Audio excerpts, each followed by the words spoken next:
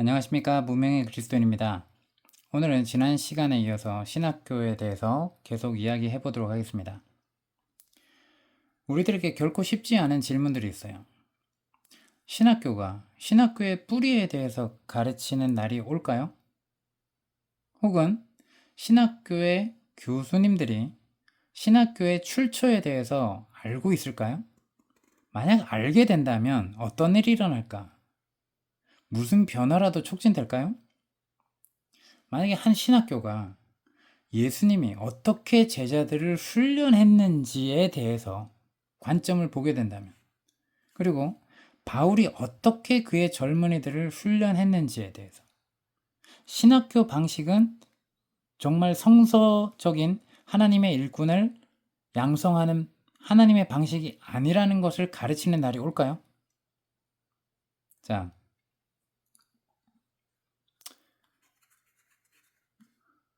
로마 제국 AD 410년경 마지막 붕괴 조짐을 보이기 시작합니다. 그리고 약 450년경 고트족, 자, 그리고 서고트족과 반달족. 이 고트족은 로마를 거의 그들의 전쟁 놀이터로 삼고 있었어요. 이 야만인들이 로마 시대에 물을 공급하던 수로를 파괴한 것도 이쯤이었습니다. 물이 끊긴 도시의 인구가 100만 명에서 겨우 1만 명으로 곤두박질합니다. 물이 끊기는 게 그렇게 힘듭니다. 그죠?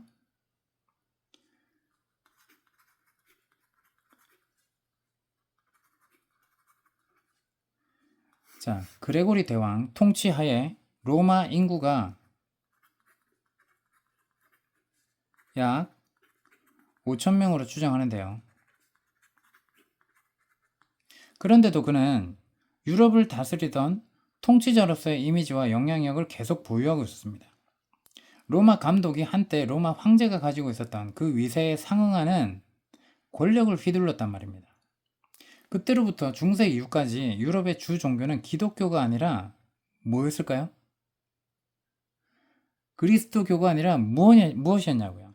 미신이었습니다. 이 미신은 어디서 오죠? 우상숭배, 이교도들에게서 오는 관점이에요. 그죠? 그리고 사고방식이에요. 암흑의 시대. 자, 700년에서 1100년. 이 암흑의 시대는 그렇게 시작됩니다.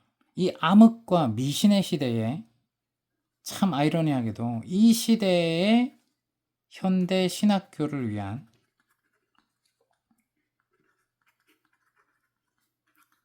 자양분이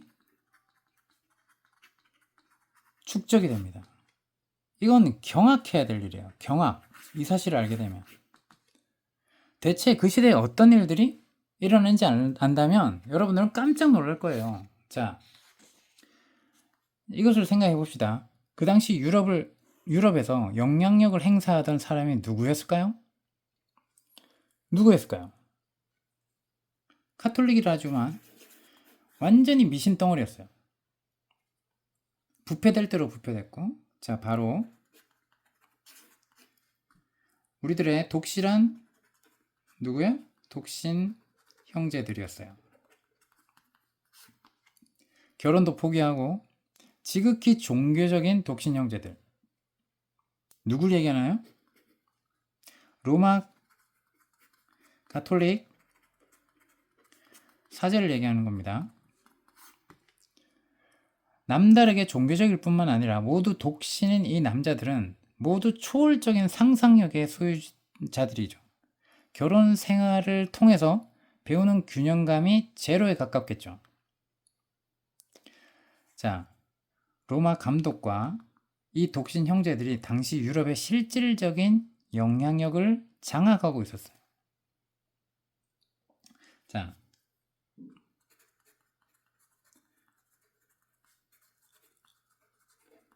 안전한 여행, 한마디로 이동이 끊어진 유럽이 450년에서 1300년 정도가 이 유럽의 분위기였어요. 이때 유럽은 서서히 그 지방 언어들이 뭘로 대신했을까요? 라틴어를 대신하게 됩니다. 이탈리아어, 스페인어, 프랑스어, 그리고 로마어 이렇게 새롭게 드러납니다. 그래서 라틴어는 소멸하고 있었고, 자, 이 이전에 헬라어는 완전히 사라집니다. 그래서 제국은 42개국으로 분열되고, 이들 국가는 한때 두 언어를 사용하던 단일 제국에서 벗어나고 있었습니다. 교육은 사실상 소멸하는 거예요. 무역이 언제부터 생겨나냐? 한 700년 전부터 무역이 생겨나는데요. 이 수도사들이 독식한 건 무엇일까요? 독식. 대부분이 문맹이었습니다. 이 수도사들만이 독식하던 읽고 쓰는 능력입니다.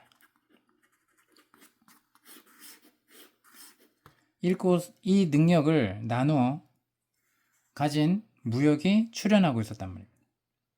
자, 그럼 이런 환경을 지금 설명을 했는데, 그런 환경에서 현대 신학교의 자양분이 축적되었다는 것은 무슨 의미일까요? 자, 역사를 살펴봅니다. 본격적으로. 자, 디오네시우스라는 인물이 나와요. 역사 가운데. 근데 역사는 이 앞에 꼭 뭐를 붙이냐? 위라는 단어가 붙입니다. 위대한 디오네시우스라는 말이에요. 기독교 역사에 가장 큰 영향력을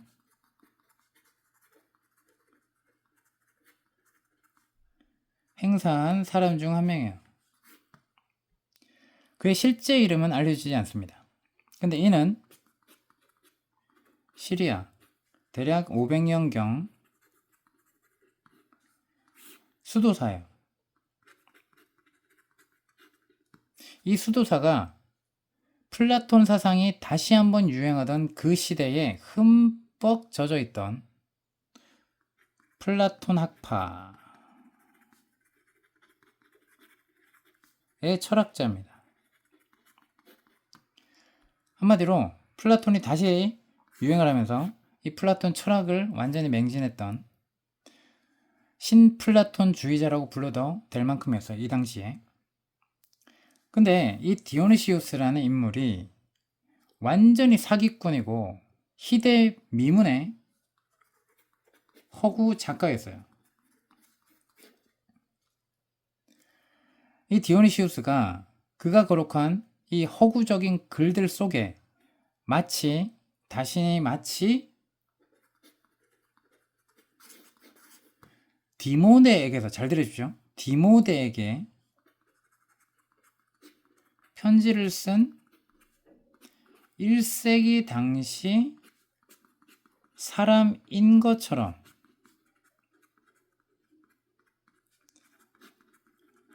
위장하고 글을 썼어요. 그러니까 디오니시우스 본인이 바울의 가르침을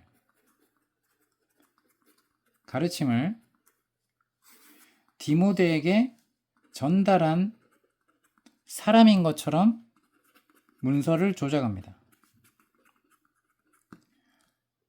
실제로는 몇 년경에 살았다고요? 500년경에 살았던 사람임에도 이 부정직한 허구 작가는 자신의 글들 속에서 마치 AD 54년 바울이 아테네에 복음을 전하던 당시 자신이 아테네에 살았던 사람인 것처럼 속여서 그의 글 속에서 바울이 자신을 그리스도께로 인도하고 직접 신학을 가르쳐 주었다고 주장을 했습니다.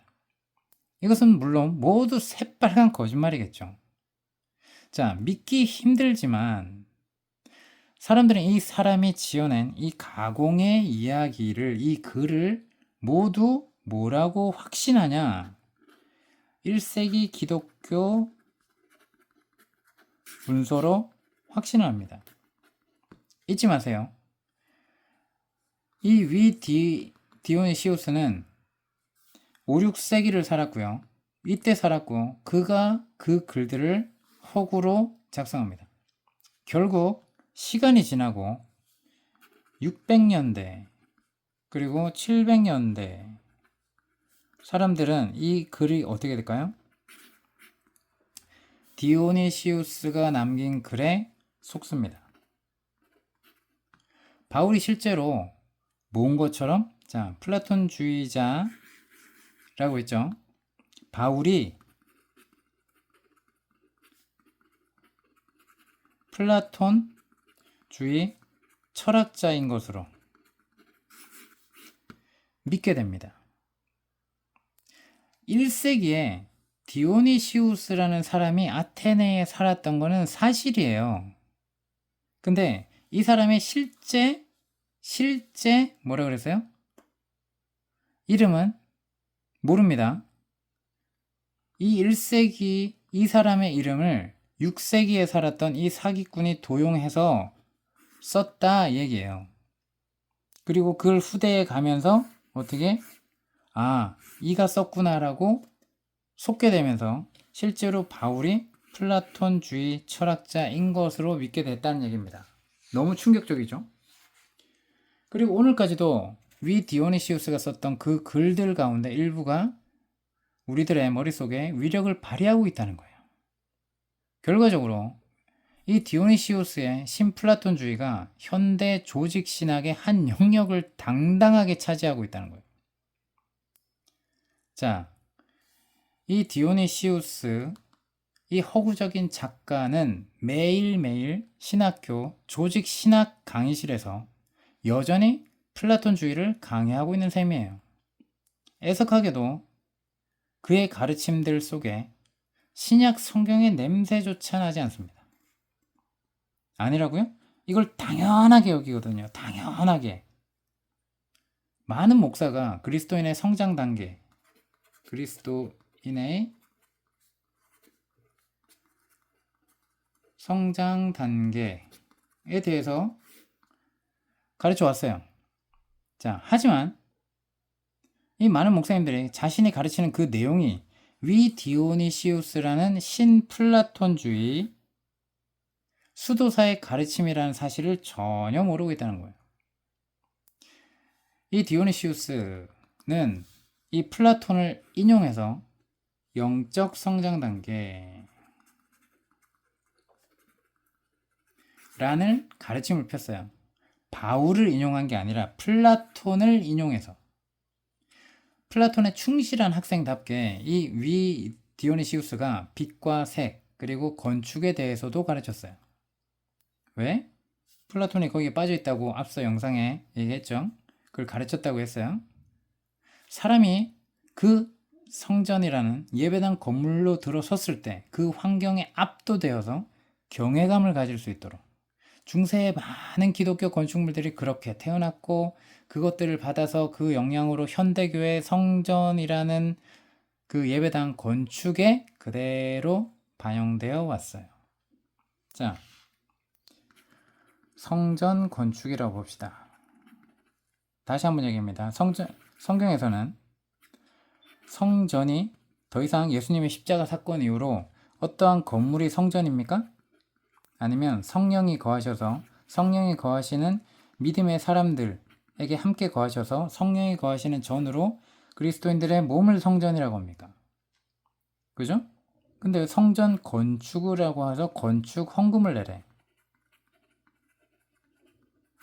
아이러니하지 않습니까? 자, 그러면 예수님이 성전을 다시 세우는 분이세요? 자, 구약의 성전을 이건 예표였고 성전의 완성이 누구였어요? 예수님이셨어요. 완전한 성전이 되셨어요. 완전한 대제사장이 되셨어요. 그래서 성전 이 모형을 무너뜨리셨어요. 근데 다시 이 성전을 세계 곳곳에 지방마다 세운다고요?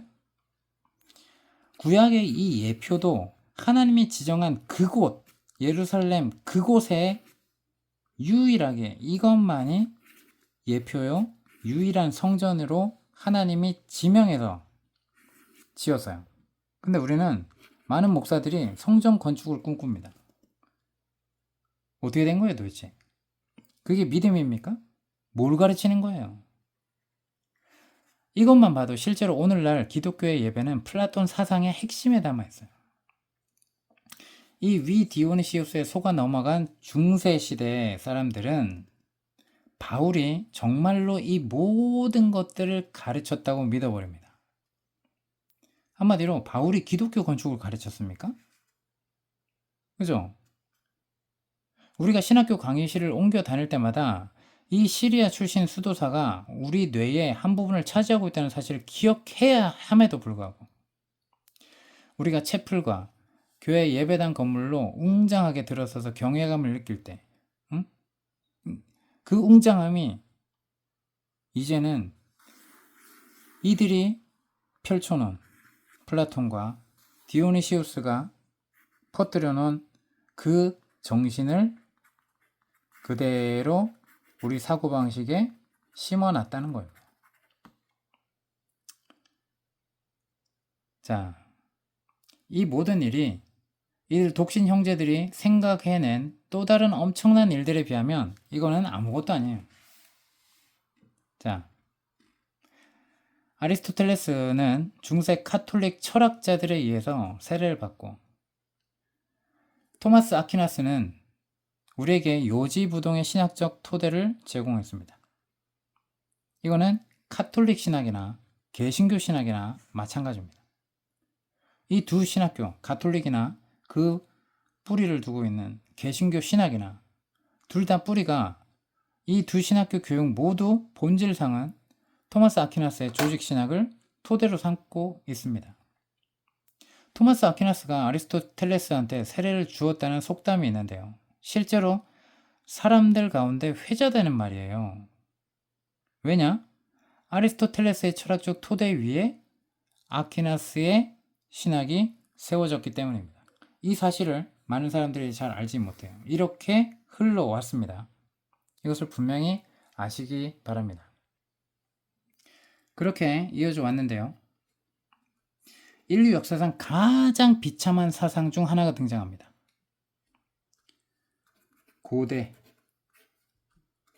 고대는 완벽했다. 너무 완벽해서 덧붙이거나 뺄 것이 없다. 자, 고전주의 사상이라는 말이 있는데요.